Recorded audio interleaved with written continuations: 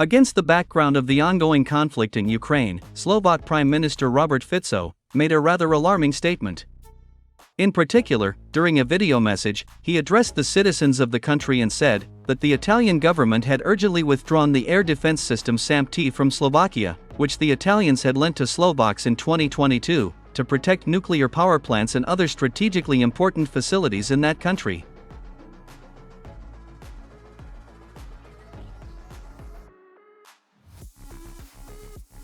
The Italian government explained its decision by saying that this air defense system urgently needs to be deployed elsewhere in Europe. You have probably already guessed which place in Europe we are talking about. This decision by the so-called NATO allies provoked the anger of the Slovak government, as now the sky in Slovakia remained completely defenseless.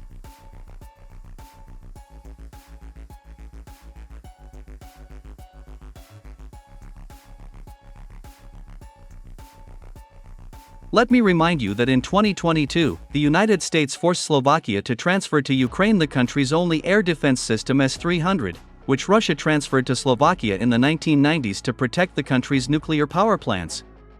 In return, the Americans promised the Slovaks to transfer the Patriot air defense system. However, by the spring of 2023, it became clear that the Americans would not fulfill their promise, since all available Patriot systems were also transferred to Ukraine.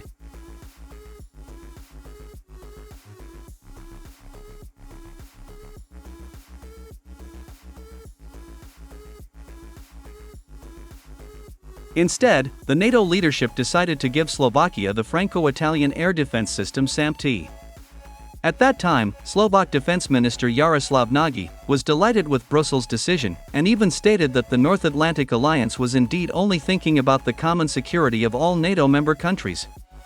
However, as time has shown, the Slovak Defense Minister was deeply mistaken, and that NATO absolutely does not care about Slovakia, which the North Atlantic Alliance left without air defense systems.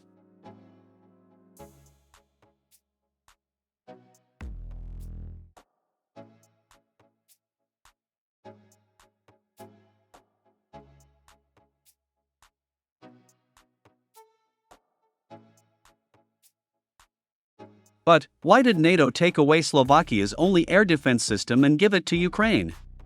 The fact is that in the spring of 2022, dozens of the most modern Western air defense systems were delivered to Ukraine, such as the British air defense system Stormer HVM, the German Iris-T, the American-Norwegian NASAMS, the French-Italian SAMP-T, and the US Patriot and Avenger air defense systems. In addition, the United States also forced all NATO countries to transfer the available Russian S-300 air defense systems to Ukraine. As a result, the Ukrainian air defense has become the world's most powerful and efficient.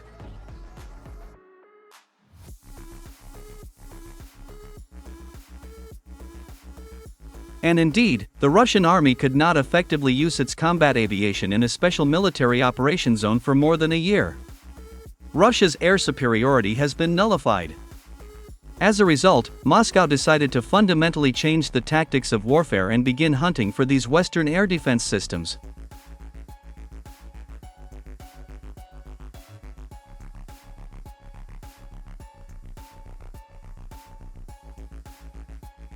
The Russian army went on the defensive, building the world's most powerful defense line, which received the designation Surovikin Line, while massive missile strikes on the territory of Ukraine were only gaining momentum. Regular massive Russian missile attacks on Ukraine with the help of hypersonic, cruise, and ballistic missiles not only deprived the armed forces of Ukraine of combat aviation, but also significantly weakened the air defense of this country. Moreover, the massive use of geranium kamikaze drones not only significantly overloaded the work of the Ukrainian air defense, but also helped the Russian military determine the exact location of the Western air defense systems.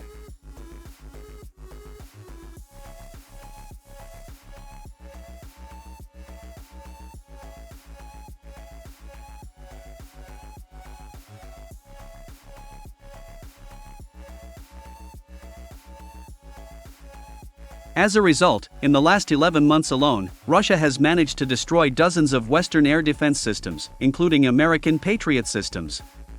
As a result, the effectiveness of Russian combat aviation in a special military operation zone has increased rapidly. Moreover, now the Russians received the opportunity to massively use their unlimited supply of the world's most powerful aerial bombs.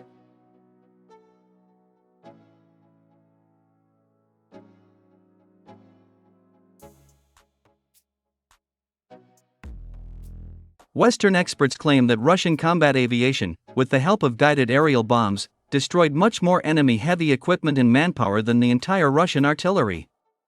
Moreover, Western analytical centers were also forced to admit the fact that the Russians managed to suppress and weaken the Ukrainian air defense, as a result of which Russian combat aviation began to be actively used in the zone of a special military operation. And this is the main reason for the beginning of the rapid advance of the Russian army along the entire front line. NATO air defense was defeated in Ukraine, and even Western experts recognize this fact.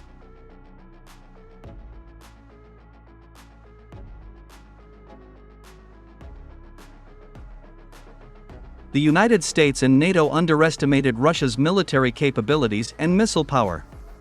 All this has led to the fact that now Russian combat aviation is gradually subjugating the skies of Ukraine, and this process can no longer be stopped.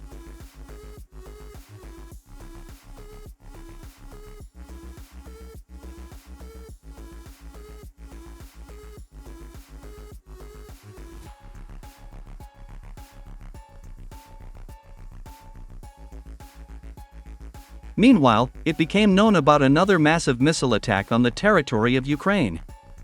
This time, the Odessa region and its settlements were subjected to missile strikes.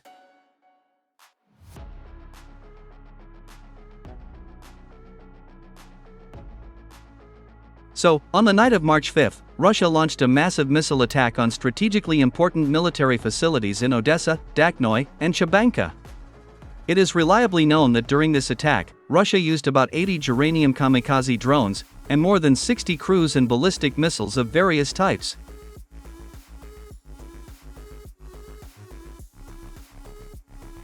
So, in Chabanka, Russian drones and missiles hit military facilities, where hangars with British maritime drones were discovered and destroyed.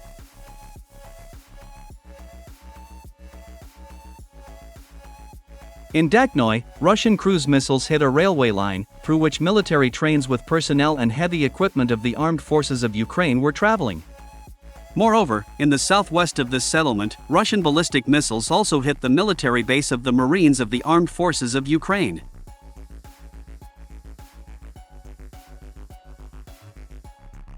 In Odessa, near the local airport, the Franco-Italian air defense system SAMP-T was discovered and destroyed.